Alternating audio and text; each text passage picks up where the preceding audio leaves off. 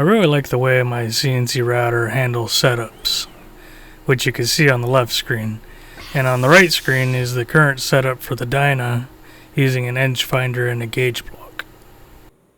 On the Onefinity I use an aluminum touch block to probe the corner of my workpiece.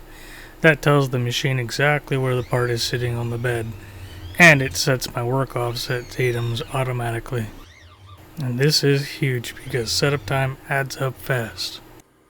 Now that my fixture plates and accessories are starting to sell more consistently, I need the DynaMyte to be faster and easier to set up too. So today I'm machining a precision 3D touch probe block for the Dyna. One of the things I ran into is that a lot of the probe blocks on the market are not as accurate as I want. The one that came with my Onefinity is about 12 thousandths out between sides. Because of that, I can only reliably probe from one specific corner, and honestly that's kind of annoying. Sometimes I want to probe from the front left, and sometimes I want the back right. Makes more sense. Depends on the setup, the vices, the fixtures, and where the part is sitting. So for this project I'm machining my own aluminum probe block with more accurate corner geometry so I can probe from any corner and trust the numbers. The goal here is simple: faster setups, less indicating, better repeatability, and one more tool that helps turn this small garage shop into a real production shop. You know, the funny thing is, this manual setup method actually works really well, and edge finder and gauge blocks are still incredibly accurate tools, and this is how setups have been done in machine shops for a really long time. The problem really isn't accuracy, the problem is time. When you're only making one part once in a while, spending a few extra minutes setting up doesn't really matter. But once you start changing fixtures more often, running multiple setups, and trying to make products consistently, setup time becomes a much bigger percentage of the job. And of course, the more repeatable you can make the workflow, the faster you can go from raw materials to finished parts. And of course, I need to make these parts as accurate and as fast as possible because of my limited time in the shop every day. Because every minute spent indicating, touching off tools, or rechecking setups is time the machine isn't actually making parts. That being said, we'll get right into the machining.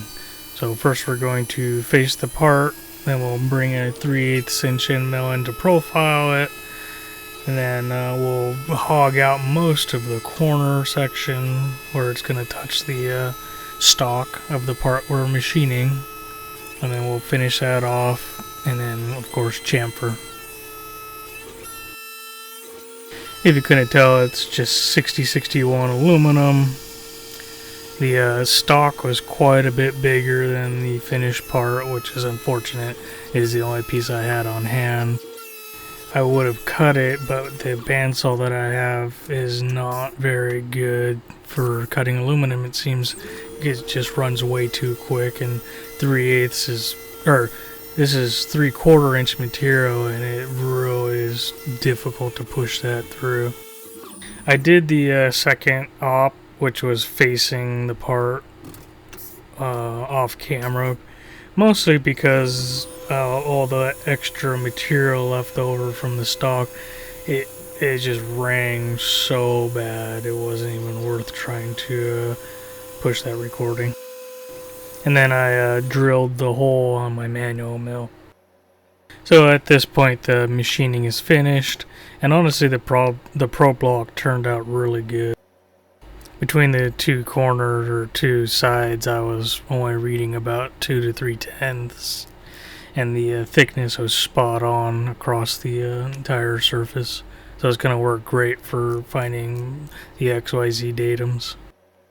Now it's time to wire it in the MASSO and get this thing going. Here's the electrical cabinet to my DynaMyte. Pardon the mess. It was the first machine I ever wired up, and I had to make a few changes here and there, and I was so happy it worked the first time that I never went back and tidied it up. It has been running great ever since I wired it up though, so I'm pretty blessed for that. I just need to hook these wires up to the main board, and that will connect the probe to the MASSO. So now that it's wired up, I've noticed something. It works exactly as it should. If you look in the right hand corner of the screen, you can see the probe word turns green when it makes the connection.